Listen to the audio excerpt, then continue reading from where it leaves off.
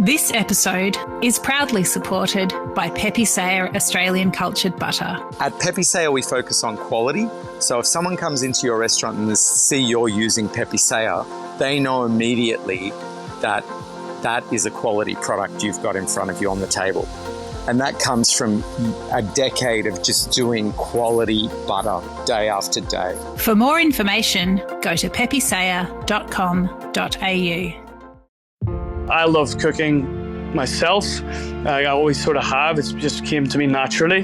But being able to create something, and set it down for other people to try, to talk about and experience, that gives me a great sense of satisfaction, and that's what I take away from it every day. This is the Deep in the Weeds podcast. I'm Anthony Huckstep. A building can have a remarkable history with all manner of incarnations over its lifetime. How do you take a venue renowned as one of Sydney's most iconic late-night armbenders and turn it into a stellar restaurant? Stephen Sinclair is the executive head chef of Jackson's on George. Stephen, how are you? Very well, Anthony. How you doing, mate? Good. It's good to get you on the show. You're part of a fascinating project with a really iconic location in Sydney. What's things like at the moment? Absolutely. Thanks for having me here. Excited to be here. Excited to get going at Jackson's. At the minute, it's pretty incredible. Obviously, a really iconic venue. A lot of people know and had many experiences there previously. Yeah. It was a bit before my time. Like I never went to it when it was the old Jackson's.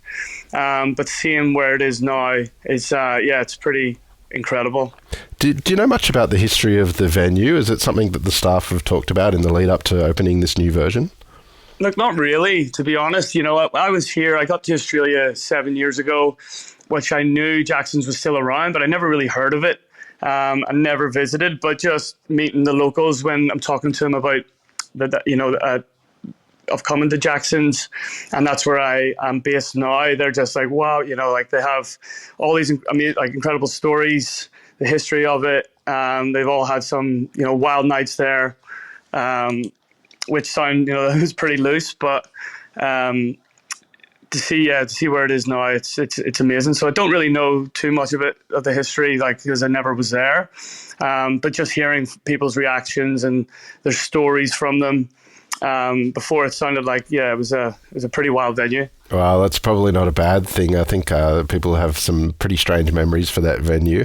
Tell us a little bit about the building now. It's such an incredible looking space. What has the team done to create this building? Well, it's been on the cards for a number of years now. The architect, Richard Stanchich, the designers they've worked endlessly for years to get it where it is now.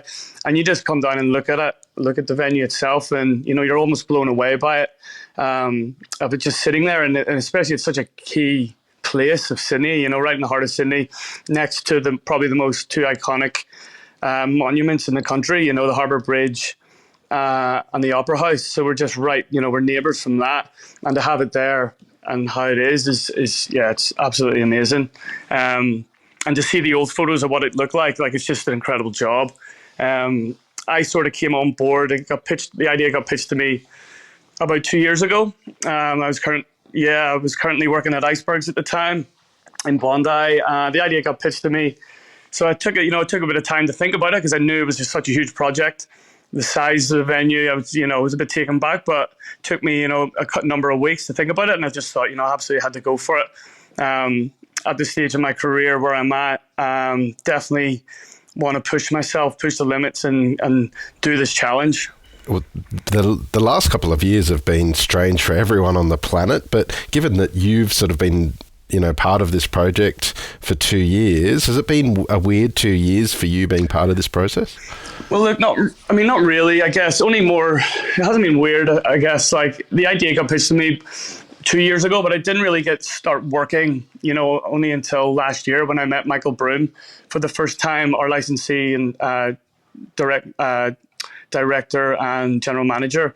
So once I met him last year, that's when we really started getting the ball rolling, I guess. And I started thinking ahead for menus, and what I wanted to do. I guess that first year that I knew it was on the cards when I got asked about it, but I was still working full time at Icebergs, so a lot of my focus was still there during that sort of first year. But I knew it was creeping up and it was coming, and the times went by so fast, like it's insane. Yeah. Morris Tazzini is part of the project as well, and you've worked with him at Icebergs. We've had him on the show before. He's an icon of the industry. What's he like to work with? Do you have any stories of what it's like? Absolutely. Like Morris is, he's incredible. Like, especially, it's great to have worked with him for a number of years before at Icebergs, as I was running the kitchen, to sort of build that relationship with him and then move on together to Jackson's now. Our relationships only gotten closer, and he's a creative genius, and he's an inspiration. He's non-stop. He's 24 hours a day.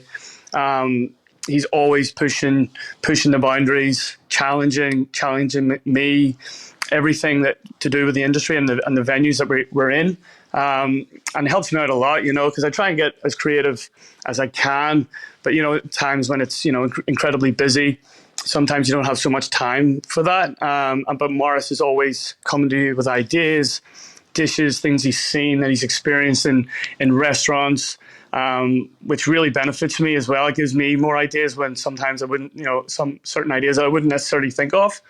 And then I can work on it with him. We chat about ideas, dishes that we want to showcase and work on them together, and I'll create them. We'll taste them. And if we're both across it, it hits the brief and it tastes delicious, then we'll work with it. And we're doing that currently and have been for the past number of months, I guess, in the build up to Jackson's with the dishes we have on the menu.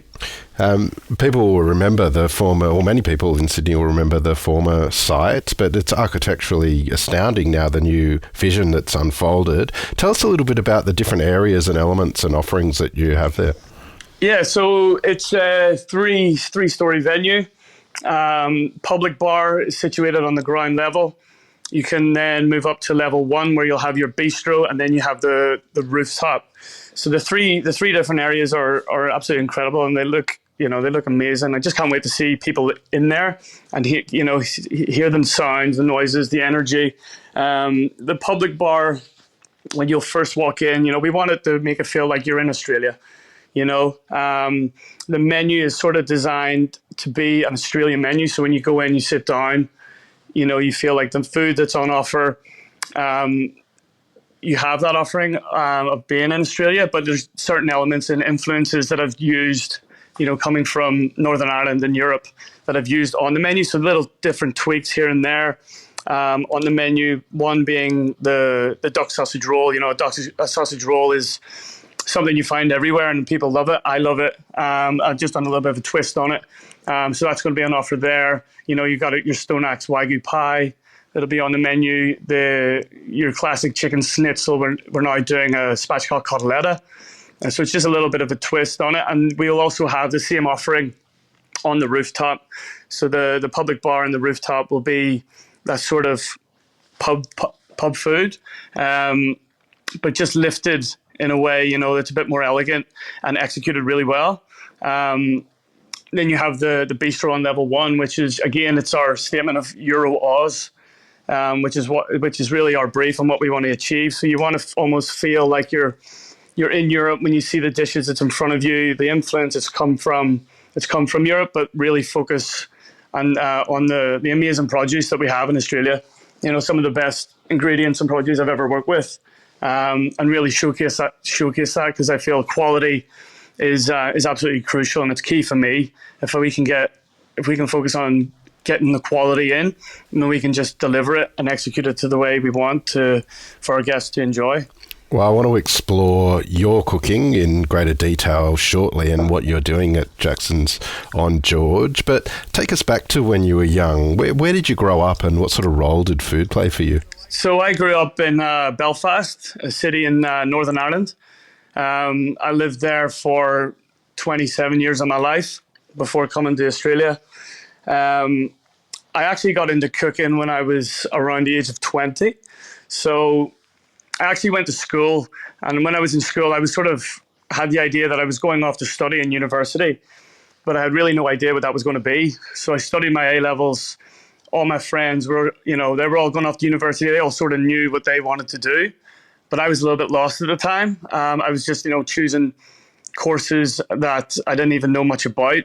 I felt a bit under pressure and lost, yeah.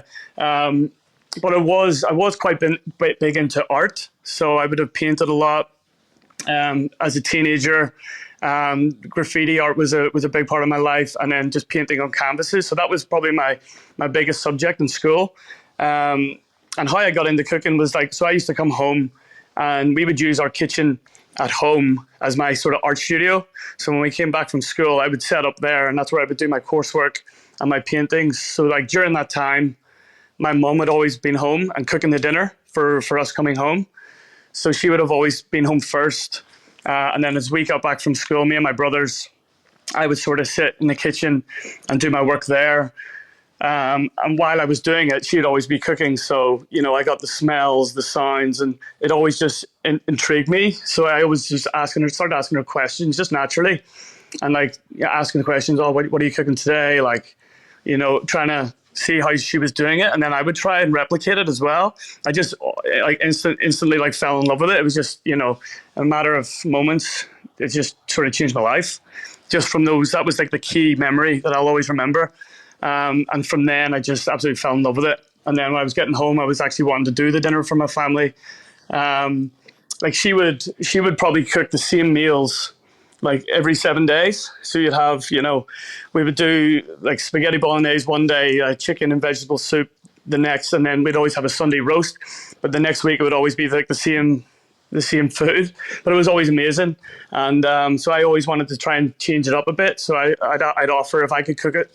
So I go shopping in the supermarket, I'll pick out some ingredients, and then I'd start doing it. And then I remember asking for a cookbook for Christmas, and then that was it. I just got a huge sense of joy and satisfaction from it and never really looked back. Take us to the early years when you first sort of started your career and got your foot in the door. What were the really important venues and people that you worked with? Yeah, so my first ever time I got into the kitchen, I actually tried to get in as a chef, but I had no previous experience. So they gave me a job as a dishwasher, as a kitchen hand. So I was like, you know what, let's try it. And I went for it. It was tough. But as soon as I walked in, I knew straight away that this is the sort of environment that I wanted to be in. Just the sort of the noise, the clatter, the smells. And it was just and I wanted to work hard to get to where the other guys were, which happened in a number of months. It was only in a little cafe at the time, just outside of Belfast. But I was just pushing every day and wanted to learn more and more. And I think I was there maybe a year before getting my first job as a commis chef in a restaurant called the Potted Hen Bistro in Belfast city centre. I actually applied for the job and done a trial, and I never got the job. At the start, my friend actually applied and got the job before me, and he ended up giving it a week, and then he left. So they called me up straight after and said, "Oh, your friend's just left. Do you want the job?" So I was like, "Yeah, absolutely," and went for it and went in, and it was probably the hardest 3 months of my life, in a professional kitchen. The guys were really old school. It was a really tough environment and it was busy, but it definitely helped me be who I was and the things I learned from them, growing and moving on. Marty Murphy was the head chef at the time. He had a brigade of chefs who came from a restaurant called Dean's. Michael Dean is a restaurateur in Belfast, one of the biggest restaurateurs in the country. Currently has a Michelin star in Belfast and owns a number of restaurants. So Marty came from there, and he brought a brigade of chefs with him. So he was my first mentor that sort of trained me so well. He was hard on you, but it made me a much better chef and tougher person. I worked there with him for around 3 years, just shy of 3 years, from a commie to a junior sous level. And that's sort of space of time, which, it's pretty fast, but, obviously you could see that there was something there. And, I had my head down and I was just busting my balls really every day because I just wanted to keep going. You spent a bit of time in England as well. What was that like? Yeah, look, I did. It wasn't a long time. I mean, I was working in a restaurant back home in County Down called the Old School House Inn with a chef called Will Brown, he was a talented chef. I was actually working there full time as sous chef, and I took some time off to go to England. So I ended up taking annual leave. I flew to Cartmill, which is in the Lake District in Northern England, to Loncloom. I sort of emailed out before then. I sort of sent out a load of emails to different restaurants in across the UK that I was really interested in working in. They got back to me, so I made the trip over. It was around June 2016, I think. So it was a short period of time there, but it was incredible. Like, I'd never seen anything like it in my life. You know, just the structure, the organization, the unity in that restaurant was totally next level. And I feel like once, we started doing the food and how intricate it was and the techniques they use was mind blowing. It's the first time I'd really ever experienced anything like that. And loved it. Like, I wish, if I could, to stay longer, I would have. But again, I was sort of dedicated and in with my job back home where I was. I just took the time off to do that. So it was never really permanent. And then, I tried the food there. We had, I think that they do a menu of like 16 courses. And every single thing was just mind blowing. Like, the flavor was just incredible. And I think they got #1 restaurant in the UK from Good Food many years in a row. And then they just recently got their 3 stars. At the time when I was there, it was 2 stars. But yeah, even still, it was absolutely incredible. How did you end up in Australia? Oh, so I actually always wanted to come to Australia when I was like 21. So it was around the same time I started cooking. Because I had a few friends that came over here when we were a bit younger. So I was always interested to come too. It just looked amazing. We got a lot of cold and wet weather back in Ireland. I just wanted to go somewhere where it was really sunny all the time. So that was one of the main reasons. But at the time, I was just starting to cook, and I was more focused on cooking and learning about being a chef. So I held off and focused on my career for a number of years, and then decided to make the move at the age of 27. So I was where I was at in my position as a sous chef there. It was tough work. We'd have chefs leave all the time. I'd be doing 80 hours a week easily. Maybe some were 90 hours. I was staying over in the venue sometimes just because we were so in the shit with chefs. So we would get up first thing in the morning on a Sunday to get the roast dinner going. And it just kind of went on for a long time, and I was just really burnt out after a while. So I just thought, you know what, I'll book a one-way flight to Australia. I came over here by myself and never looked back. It's been the greatest decision I've ever made. What was it like for you when you first got here? Were you surprised by the culinary landscape? Yeah, look, I mean, when I first came here, I was sort of in that mood that I just stopped cooking and wanted a bit of a holiday. So I actually spent most of the year traveling. So I spent a bit of time in Sydney. I did have a friend over here who I stayed with, spent some time with, but then I went off and traveled the coast with another chef who actually I knew from back home, Andy Miller. And we traveled the coast, spent a bit of time traveling, up in Queensland, spent a bit of time in Byron Bay and the Gold Coast.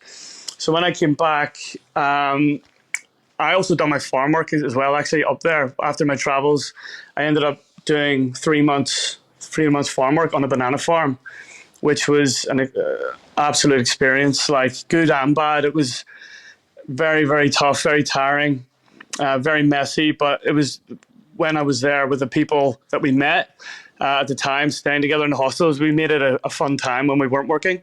So actually, during that time, it was probably the longest I've ever gone without actually working as a chef. But I knew I wanted to get back into it, and I knew I wanted to come back to Sydney because it was, I guess the best place for me that I experienced since being here. And just got a little job in Coogee. It was close by my house. I didn't want it to be really long term, but even being experienced as a sous chef before, and I got an offer for a head chef as well, but I didn't really want to jump into a position it was like my first position as a chef in Australia into like a head chef role or sous chef role. I wanted to really learn, understand the culture, the food, the producers. So I started it off as a CDP, and just tried to take the time to learn as much as I could about the country and the food, the farmers, everything. And then, yeah, I landed a job at Icebergs, which I've been at for just shy of 6 years. How different is the kitchen at Icebergs compared to what you were used to back in Ireland? Well, massive. It was the first time I started there as a junior sous, and whenever I remember my first time I walked in, it was a bit intimidating because there was so many people there, and I'd never worked with a team that size. Any restaurant or kitchen I worked in, it would have been up to 10 chefs max. That was the first restaurant I worked in. Every other restaurant venue I worked in, there were maybe like 5 of us. So walking in the Icebergs was a huge difference. I'd never worked in a kitchen that size and that size of a brigade, which was a bit daunting at first, but definitely one of the best decisions I've made. And it's really helped me, I guess, working alongside a big team, training them, mentoring them, and working with them has helped me get to where I am now, because Jackson's is obviously a huge venue. The kitchen is a good size. It's, similar size to what Icebergs is, but I'm going to need a brigade same size, like roughly around 30 kitchen staff for a 7-day operation, probably more. So we get everyone a good work-life balance. It's just, to me, that's really important for them all. So, I get it at the minute. It's going to be really busy. It's the opening, so we all put in a little bit extra, but I definitely want to give people the right time off once we get settled in. Compared to where I was working back home to the kitchens I worked over here was huge. You've spent quite a few years working with Alex Pritchard, and we've had him on the show as well. Do you have any stories of what it's like working with him? Alex has been a great mentor, He's super intelligent. He knows so much about the country and the food here, the suppliers, the farmers. He has all these amazing relationships with them, and that's what's really helped me a lot get to where I am. Through him meeting, our suppliers who I've grown these relationships with for the number of years has really helped me out. I guess I remember like the sort of organization that we have and the systems we have in place at Icebergs has been second to none compared to or anywhere else I've worked. So that is a huge part that I'll always take from and continue to do, especially moving into Jackson's, to have those sort of systems in place. We've sort of started from scratch, but we want to make sure that everything is in place. We have the right systems, organization, because you've got all these new people starting. Some of them I don't know. I'm fortunate that I have a good few chefs that's come with me who I know and have worked with before, especially my sous team. But to have so many new people start, you really have to have their section folders, their lists all there. So then it's there in front of them, and it'll help out the training. So it's less messy, because it could very easily get messy. So it's been a big build up, getting all that in place. And that's one big thing I've learned working with Alex and about how his organization is, and his relationships with the industry, really. Let's talk about creativity and your food and the approach that you're taking to Jackson's on George. Well, what's it been like, firstly, to sort of create your own menu? And do you have a couple of dishes that sort of exemplify your cooking at the moment? Yeah, look, it's been a long work in progress. Sort of worked as I was at Icebergs, and Alex came to me about the idea. Jackson's, we sort of worked together on that in the sort of the first stages of it. But since then I've spent so much time going over it more and more. My original menus were absolutely massive, but I've definitely had to scale it down. You know what I mean? Don't want to overshoot, because we want to deliver. So I've scaled it back a bit, but kept a lot of dishes on sort of the back burner for now. So we've sort of gone with, I guess I want to input dishes. The food I want to do is food that I love to eat. First and foremost, it's food that I love to eat. It's food that I enjoy cooking. So, that's what I want to put on the plate, but have a balance across the menu, so you have, there might be some dishes that might be rich, but there's also light, fresh dishes on there. we're doing like a small selection of grilled steaks on the menu. We'll be using Copper Tree Farms retired dairy cow tenderloin. We have David Blackmore's Wagyu short Scotch. We've got O'Connor sirloin. So that, they're dishes. I love cooking steak. Like I really do. Since I cooked my first steak, I just felt such a joy from it, cooking it right. So it's, and the meat over here in Australia, I feel like even the Wagyu, it's probably the best I've ever had in the world. I don't think anywhere that I've tried it has been the standard that it is here. So I definitely want to showcase that. We are doing, I guess, even in the public bar, the duck sausage roll is a key one, the Stone Axe Wagyu pie. We also doing a crisp Moreton Bay bug roll. So again, like a take on a pub classic of a prawn roll, but taking, the native bugs from Moreton Bay, battering them in a light tempera batter, and dressing it with a Vue de Vin mayonnaise, which a dressing that I used back in Europe once. So it's just a little bit of the combination between the two. Our desserts, again, are very classic, but simple, you just want to execute them so well. I guess I like to keep things simple when I cook, but it means you focus more on actually delivering it to its best. We've got a passion fruit tart that's on there, which is just perfect for the season right now, which is so citrusy, fresh, and we'll do a culture cream with it and some Alto olive oil, which with the fattiness through it just kind of softens the sharpness and the sweetness of the dish, and it balances really well. So it's a dish that I really love. But one of my all-time favorites of desserts would be the creme caramel. I think it's been my favorite dessert forever, for as long as I remember. So it's one that I will always want to have on the menu. Done with a slight twist. Again, it's kind of like a combo of a creme brulee and a creme caramel, where I'll do a nougatine disc on top, so you almost break into it, rather than just eating, the soft custard of a classic creme caramel. You get a little bit of texture going through it. You've got amaretto going through the sauce as well to sort of lift it and give it a bit added depth of flavor. So it's just a bit of a take on the classic dishes.